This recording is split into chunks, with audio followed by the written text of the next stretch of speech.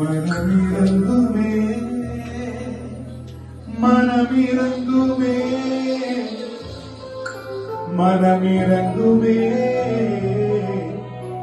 ஐயா, உண்மை விட இந்த உலகத்தில் யாருப்பா எங்களை ஆசீர்வதிக்க முடியும் சொல்லுங்க. நீரே என் தேவன், உம்மல்ல பரிசுத்த ஆவியானவர் சகலரோ சும்மையான வழியிலே வேண்டுமே.